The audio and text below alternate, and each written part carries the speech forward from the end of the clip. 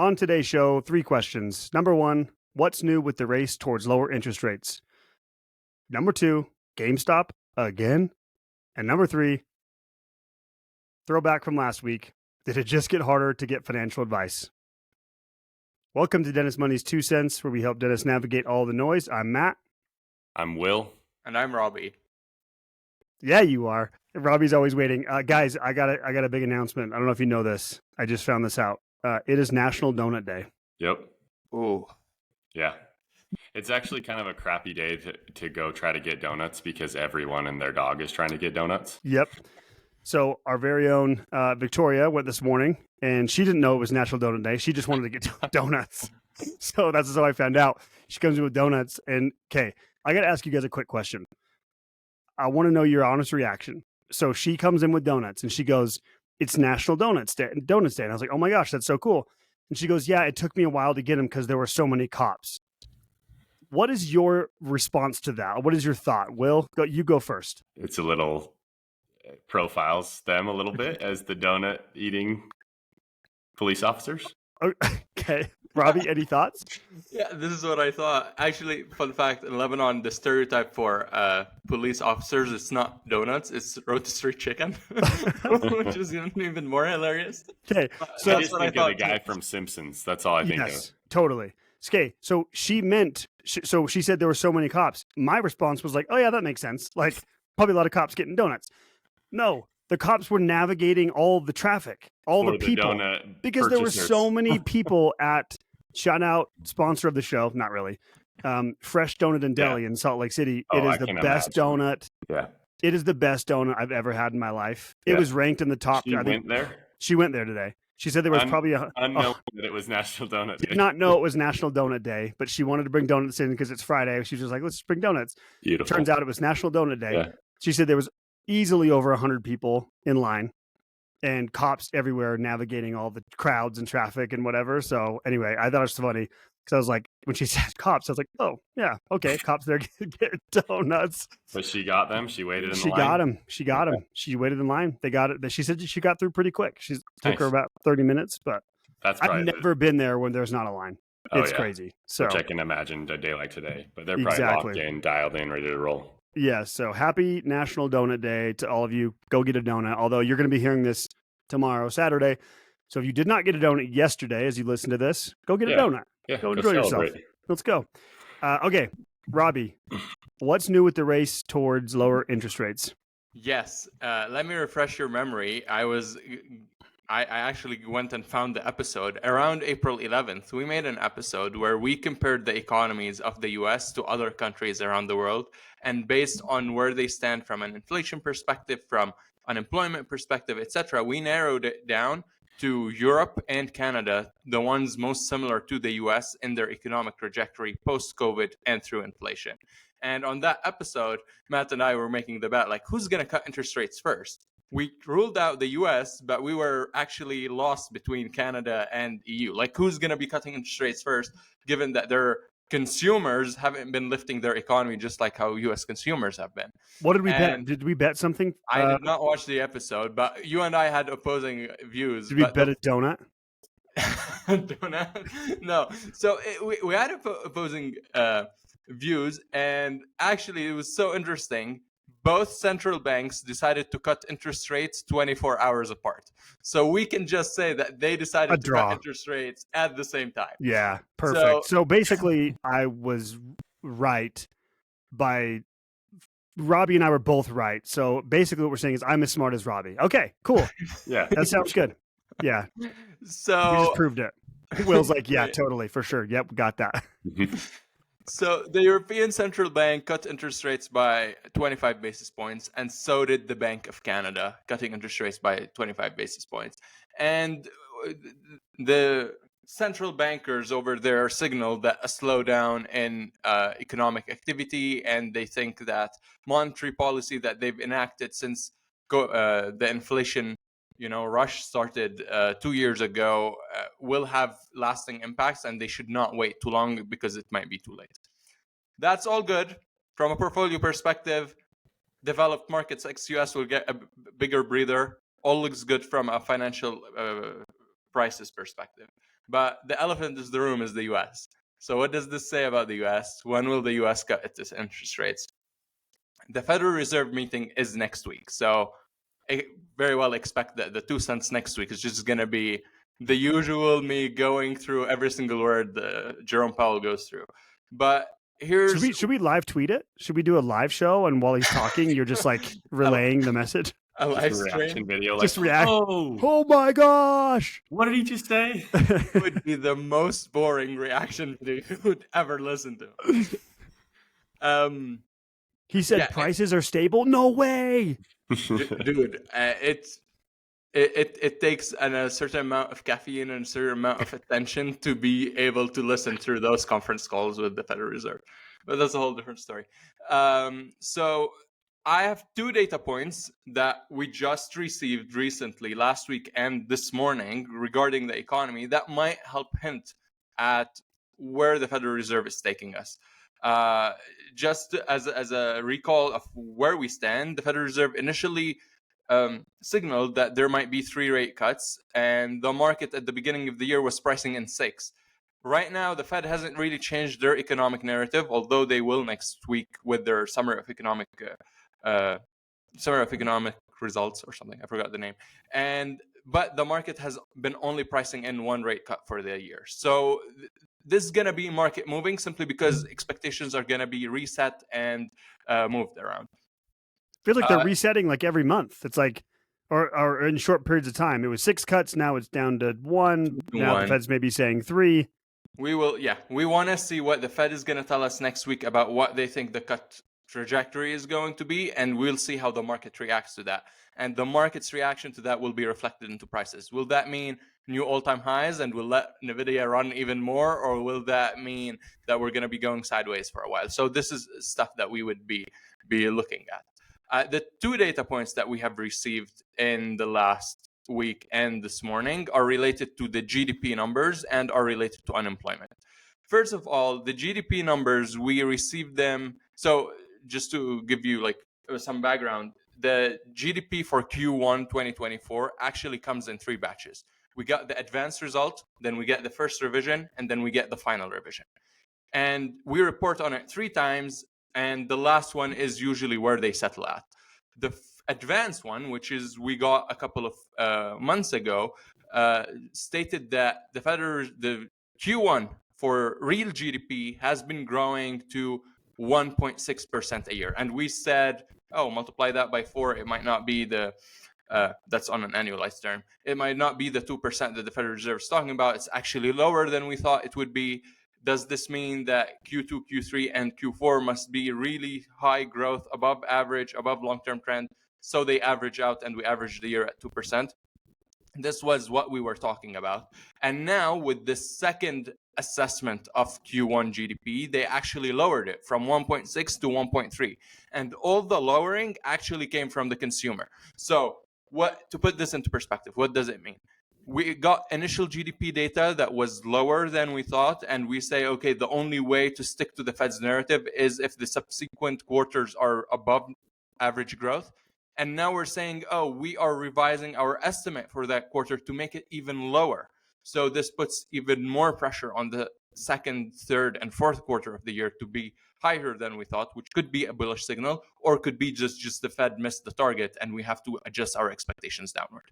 So this is where it starts, especially that it's coming from consumers.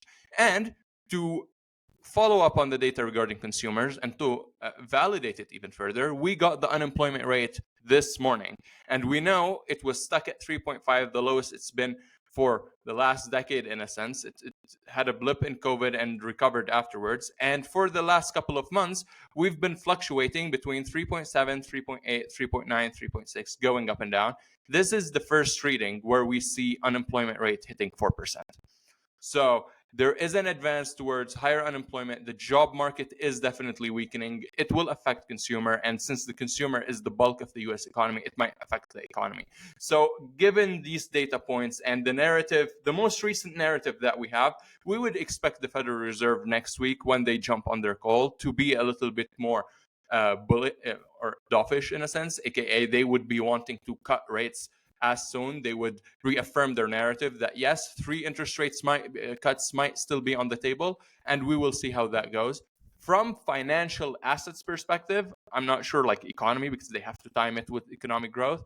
Lower interest rates generally mean better financial asset prices. Perfect. So really quick to step back so we don't take this for, I think we take this for granted when we're throwing stuff out.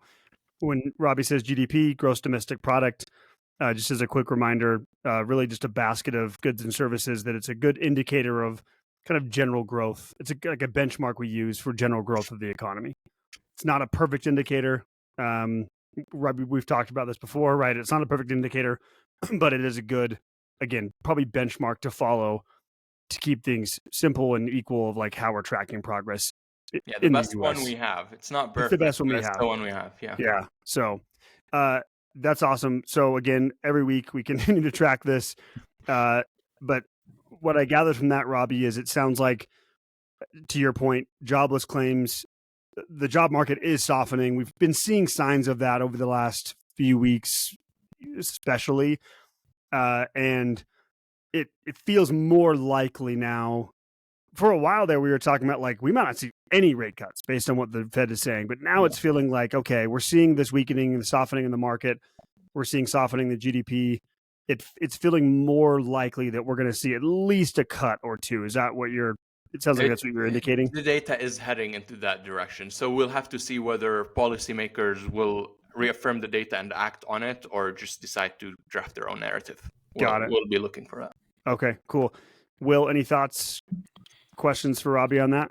No, just I think it's cool that it feels like things are finally starting to happen. It feels like we kind of been in limbo for a while, and the Fed just keeps limboing, kicking the can. Yeah, but it feels like we're going to get to a point where something happens, and maybe that's exciting. I don't know if we don't really pretend to know all of the repercussions that are going to come from this, but at least we feel like if interest rates can start dropping, then what does that mean for the economy, and what does that mean for my mortgage payment? I'm excited about it. Yeah. Will's like, can we just lower rates already? Can we just lower rates, man? Can we just get this going? Yeah. Well, it's actually interesting. I was talking last night to shout out Mike Baird.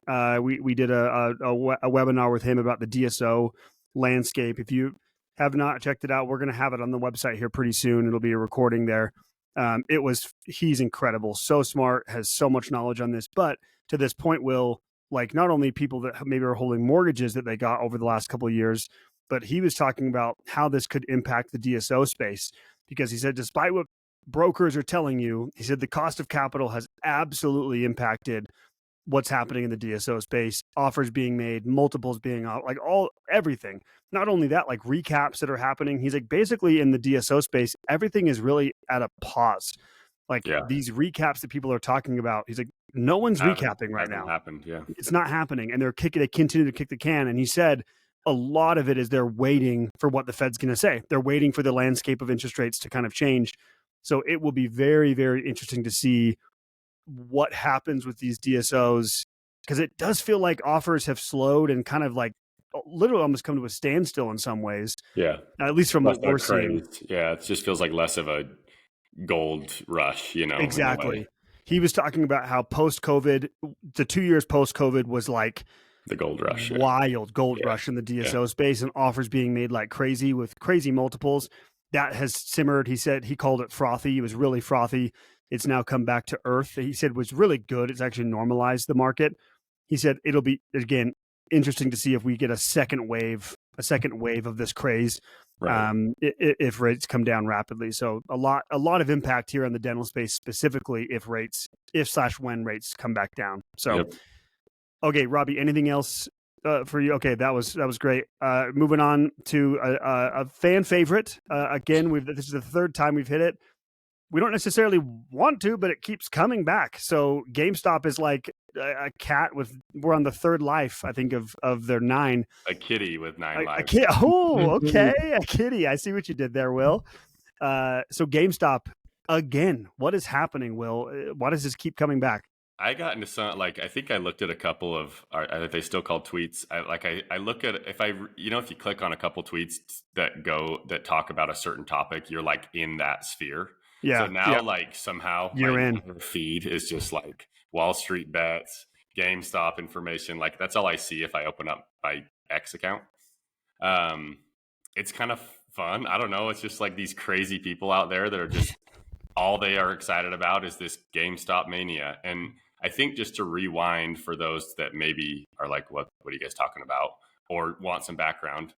Have you guys seen the Dumb Money movie? Did you watch Dumb Money? Yeah, it was good. It was really good. And I thought it was like great. And if you haven't seen it, it's a really good background into what the heck we're talking about. It is quite literally the story of this person named Keith Gill, aka Roaring Kitty, and how he just like he started this kind of, I guess, Reddit channel, and he started posting his GameStop position. He used to be a lot more active on Reddit and YouTube, and he would do live streams and stuff. And this was back in 2021. And part of what he would do is he would just post how much GameStop he held. And as the price kind of went up, because it just became this, I don't know, revolution, kind of like a bunch of, the reason they call it dumb money is because that's what the hedge funds call retail investors. So all of the regular people like us, the common folk, not Robbie, peasants, not Robbie, but most of us, the general public is the dumb money. And so people took offense to that, and all these apes, as they call themselves, started buying GameStop. And really, like, you can see that the public truly can, if you get enough people united with the same cause, and this has only happened since the rise of social media, really. Imagine trying to tell this story to like the stockbroker in the 80s. It would be the funniest thing in the world. But people can affect the stock market now. So this guy, Roaring Kitty, he's back as of, I think, a month ago. He was like, GameStop went up in 2021 and kind of came back down and went back to sleep. And then this dude. Yeah, we did an episode on this when it first happened again. Okay. Yeah. So he's back, and here we go. And then 2 weeks ago, he posted this like tweet with just a picture of this Uno reverse card, and like everyone went nuts over it. And then the prices just started going up on GameStop because everyone started buying. So he's doing a live stream right now as we speak. And is he? Yeah. So that was like yesterday's 31% increase or whatever was due to him announcing that he's doing a live stream today at 10 a.m. Mountain Time. So who knows what's happening right now? It could be going nuts right now, but Robbie, can we get a live update on GameStop, please? Yeah, we'll do. Keep going. I'll chime in. Okay. What do you think about it, Matt? What do you It's wild. I mean, it's fun. It's fun. It's I always come back to this, but that's all I can say. It's fun, and these people are playing a completely different game, right? Yeah. And even when we talk about rates like we do every week and inflation and all this stuff, even those people who are truly tracking this on a regular basis and impacting what they're doing with their strategy, they're playing different games. Yeah. And so I always want to remind people of that like, don't take this further than it's just fun. It's fun. It's fun. And you have FOMO because you think people are out there making money. This Roaring Kitty dude, I guess as of last night, his position with his position was worth like $1 billion. Yeah. So I heard this, right? I read this, that they were saying he went from $50,000 in net worth to like over 300 million. This was like as of last week. And now he's up close to a billion. Right. Here's a little tidbit, and Robbie, tell me if I'm wrong, because you and I talked about this, but people think Roaring Kitty, Keith Gill, is just some dude living in his basement. Yeah. He's a former analyst. Yeah. So this dude is not, so I guess I want to give some context here to say he's not some retail guy. Especially, let's be honest, especially for dentists. It's like, I mean, we work with dentists. We talk to them every day, hundreds of them every year, and we work with hundreds of them. And sometimes I think there's a little like thought that dentists are like, oh, I'm going to go do X, Y, or Z thing. If you're out there thinking you're going to be Keith Gill is not some dude. He is very smart. This, honestly, we joke, but like this would be as if Robbie, a CFA portfolio manager who's been doing this, all of a sudden left DA and wanted to go do his own thing and found a company and started doing this. And that explains that in the movie. He quite literally is like, I really do believe in GameStop. Like he based on a lot of analysis that he did. Yes. From a technical standpoint, right? Because fundamentally the company is not doing well. Right. Like this is not a fundamental investment, right? Because the company's not doing well. But technically, so I guess I just want to emphasize that this dude is not some guy. He's a smart guy. He's an analyst. He knows what he's doing. and then he was able to tap into this Reddit kind of crowd. He took an insane amount of risk. It's paid off as of now, apparently. He's apparently a billion. It is a wild story. Story. Robbie, let's get the live update. What's going on? Well, if you don't check your phones, you guys don't cheat. What would you say the return of GameStop is as of now? The market has been open for 3 hours, 3 hours and a half. Just today, you're saying? Today. Yeah, just today. 50%. I don't know. I mean, it was up like 30% in after hours trading last night, I think. So I assume with I don't know, that's up 30%. Right. Robbie's face. So until now, it is 22.8% down. Down. Oh, hey, the live stream's not over yet, baby. Let's go. What is he saying, I wonder? I don't know. We got to get in there. It's not, but there is one of the rule of thumbs between the day traders, retailers, buy the hype and sell the news. So the moment the live stream started, part of me wonders if people started selling their position. Again, playing a different game. And when you only post one meme, people will interpret it in so many different ways, and they will move the price in a certain direction. But when you're on them on a live stream, they're looking at your micro expressions. They can really see your intentions behind every word you're saying. People will form even different opinions, and they will act on that. So it's just the shift from a small meme to a live stream is going to dramatically change the channel of communication. Those other followers, Redditors, apes that are all trading together, and you might have like some conflict between them. It's very interesting to look at. And if there's anything learned from it, and Will alluded to this, is that markets are actually democratic, but not every person is equal. It's by the amount of, like, your vote counts depending on how much money you have. And when enough people came together so that they have enough money, their votes are as strong as hedge funds, which is a healthy sign because markets are one of the most democratic systems out there. It's pretty awesome. Yeah. Go watch if you haven't watched Dumb Money, I think it's on Netflix. It's worth a watch. It's an interesting story. No, it is honestly cool it is cool. It is cool that we live in a day and age now with it, like, although, again, Keith Gill, like we're saying, like, keep this in context. The dude is a smart guy who's done this professionally, but he was able to rally like us regular people. He was able to rally regular people to go against the hedge funds, and it cost them billions and billions of dollars. Yeah. So it is a very cool story. And apparently this is round 2. I don't know. The CEO of GameStop issued like a bunch of new shares this morning. Month. Oh, another round of new shares this morning, and people are saying that they're getting pressure from some regulatory body. This is the apes saying this. So what it's showing is because most of the Keith Gill's position is in calls or options. If he exercises those options, the people who are short the option have to go buy back. They have to purchase the shares, and if all the apes hold the shares and aren't selling, then you can't.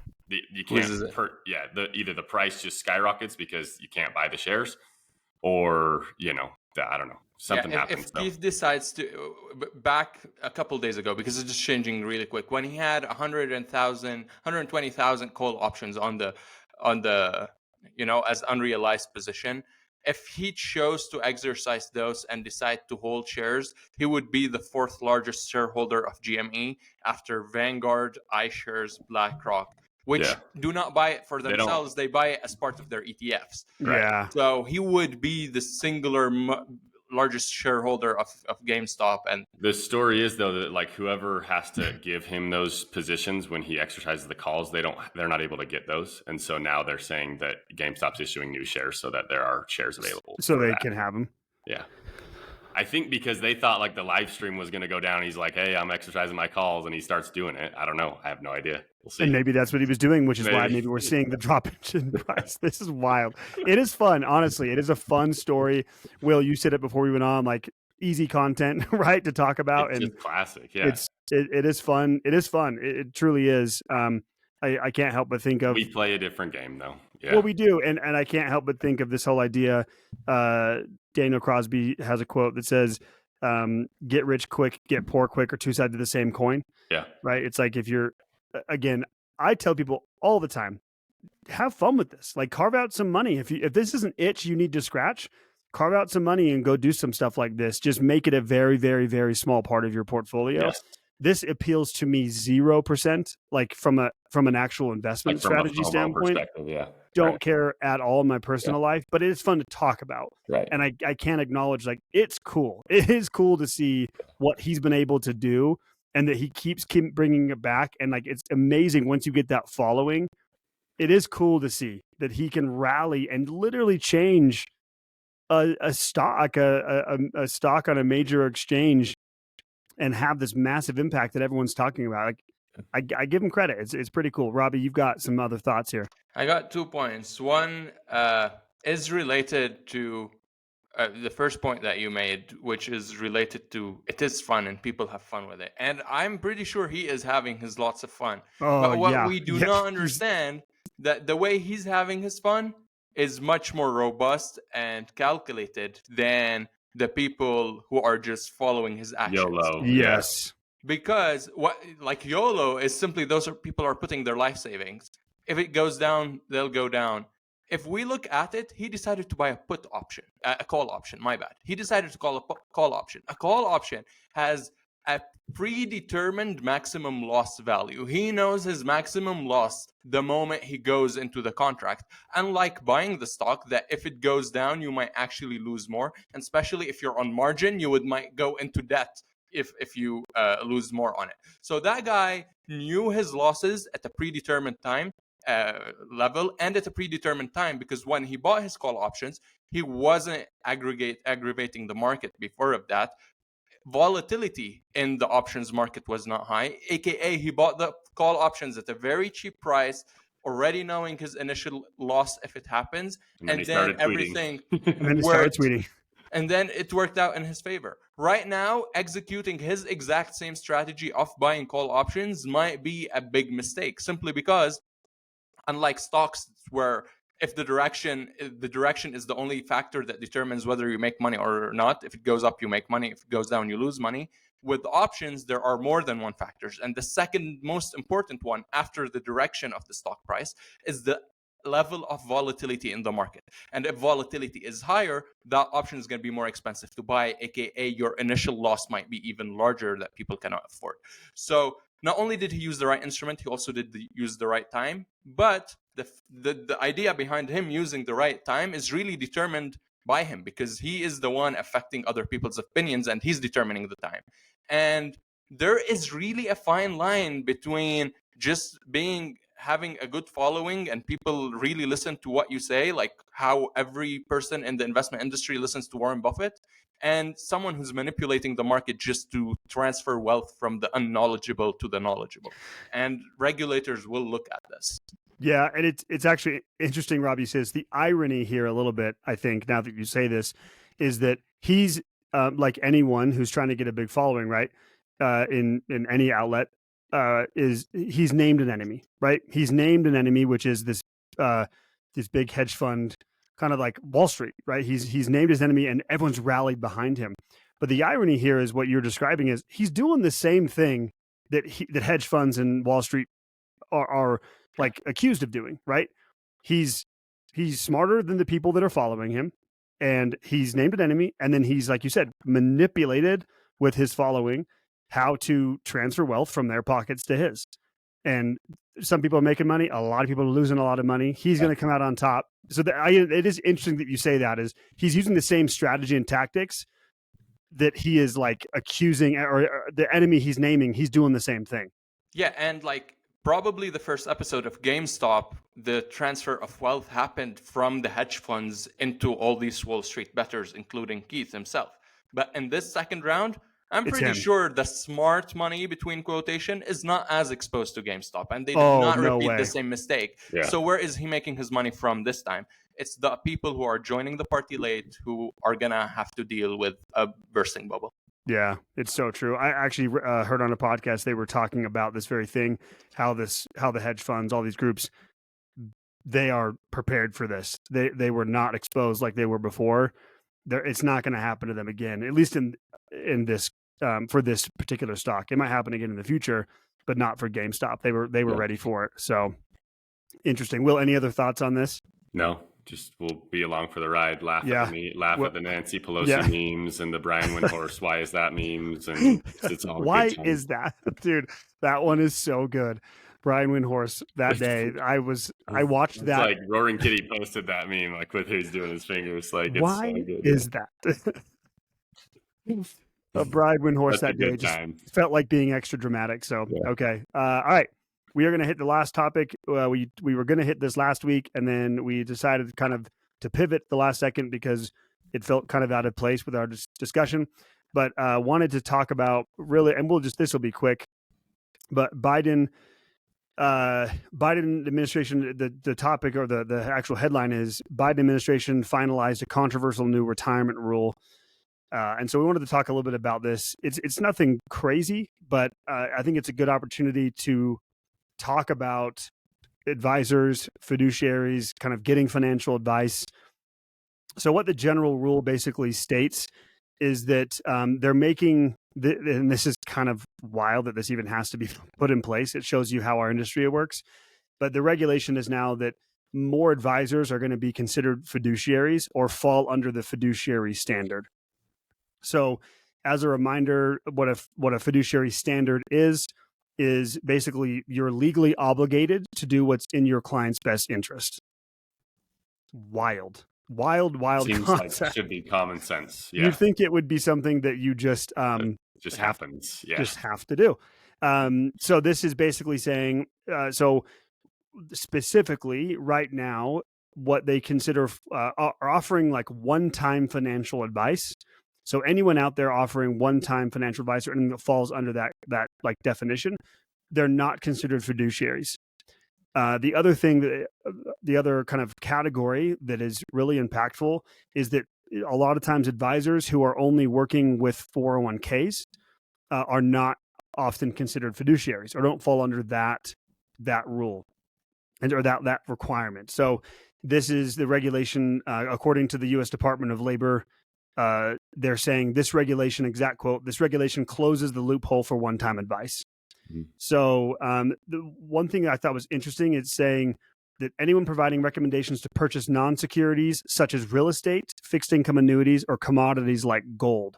So these people that are, again, one-time advice with non-regulated securities like real estate or fixed income annuities, they're now falling under this rule. I'll stop there for a second, get your guys' thoughts or response to any of this so far. So this is just saying that those people are now held to the fiduciary standard. So if they do something sketchy, then they... Yeah, I think they're just increasing regulation around. So like, for example, for us, right, we are registered investment advisors. We fall under the SEC ruling. We are fee-only advisors, right? So we have to follow very strict requirements. We are audited on a relatively regular basis every few years at least. You never know when you're going to get audited, which is scary, but you have to follow one of these certain regulations. And by using these terms like fee only or fiduciary, you have to check certain boxes and follow a lot of compliance. I mean, Robbie, you and I know this, how many compliance meetings we're in. This is now expanding that basically. It's basically saying now that one-time financial advice and giving advice on real estate or commodities, they're going to start expanding this of like who falls under that rule. So, go ahead, Will. I just think that's a good thing. It has to be a good thing, other than the fact that it's harder to sort out who's a good advisor and who's not a good advisor if everybody can call themselves a fiduciary.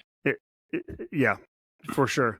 The one other thing, it's it says the new rule clarifies exact duties advisors owe to clients when acting in fiduciary roles. So there's kind of four main things they've said: prudent, loyal, honest, and fairly priced. So prudent, it meets the professional standard of care that they've defined. This is like where a CFP, they've already kind of created standards around that. Loyal, so your interests are put first, meaning the client's interests are put first, and advisors clearly disclose any potential conflicts of interest. Honest, the advisor isn't misrepresenting information. And then fairly priced, so advisors can't overcharge you or receive unreasonable or excessive compensation. So again, it's like common sense. It's kind of crazy that we have outrageous. You have to be honest. How dare you have to? I can't believe you have to be honest. I think it does show when I read this, it does show. I've said this before, but like how dirty our industry has been. Yeah. The history of our industry is so dirty, and it still is in a lot of ways. Which is like, I think, why would they have to come out with these rules and regulations? Oh, it's because people aren't honest. Are abusing it. Yeah. Yes, yeah. So, Robbie, you have thoughts on this? I'm excited for it, especially for 401ks, because we see a lot of dentists come over and they transfer over or they share with us their 401k statements, and we look at them and they are in the most expensive, underperforming, obnoxious mutual funds, and the only reason they're in those is because the advisor managing the 401k elsewhere has been receiving kickbacks to put them in those mutual funds rather than the mutual funds that actually act in their best interest. And the amount of people who just passively pump money into 401ks, not really knowing the quality of the products they're in, will actually be life-changing, because 401ks are invested for 20 plus years, and that will compound. It's wild that in 2024 you still see clients in 401k and mutual funds in their 401k that are taking 2% annual fee on what an passive index-based strategy. That push will hopefully make it more efficient and in the benefit of clients. Yeah, I totally agree, Robbie. The 401k space is probably the most impacted in a positive way. In fact, they put numbers to this. So Morningstar estimates that participants in workplace retirement plans could save as much as $55 billion in the coming 10 years, thanks to this new rule. They're saying 80% of the savings would be experienced by small plan participants. So to your point, Robbie, we see this all the time. We do 401ks. We help clients with 401ks. We're not administrators on plans, but we do manage a lot of assets within 401ks. And so when a new client comes on board with us, one of the first things we're looking at, if they already have a 401k, is to explore what their investment options are, what their fees are, what service they're getting in those plans. Because to your point, 401k is a very, very cloudy, convoluted world. And because it's so confusing, a lot of advisors take advantage of that. And we've seen some really, really egregious situations with 401ks. So it's going to save a bunch of money. I think it's going to create a lot of they highlighted here, like commission-based advisors could be impacted.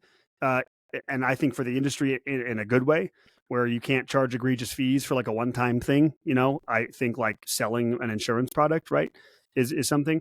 They're saying the one negative they're talking about, or like they're saying, they're calling this a controversial rule. There is some pushback from people. The one negative they're highlighting, which I think is worthy of discussing, is it could make getting advice harder, because a fee-only advisor, or when you make it harder to, like, fiduciary standard more difficult, it's going to sometimes, I think the repercussions are advisors just won't work with like a lower, quote unquote, lower end client. Like they're going to set their minimums higher because they're falling under maybe more regulations, or it's just more expensive for them to do it. So one of the pushbacks from people is it makes getting quality advice, or could make getting quality advice harder. I guess the counterpoint to that is like, were they getting quality advice before? Yeah. No. I don't know, but you guys have thoughts on that at all? No, I mean, I think that I agree with you.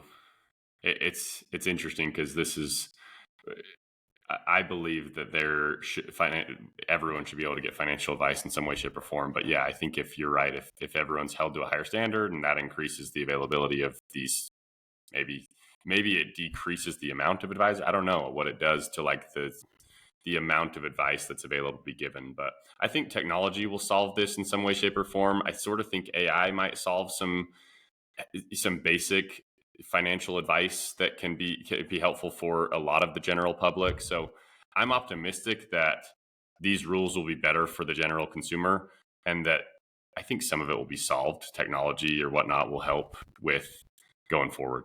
I think it's a net positive for sure, Will. Robbie, what are your thoughts? Yeah, I agree with Will. Like it might be alienating some people, because from a cost perspective for the advisors, it's harder to give advice, and they will not serve those low net worth clients. But this works only under the assumption that the number of advisors is constant or shrinking.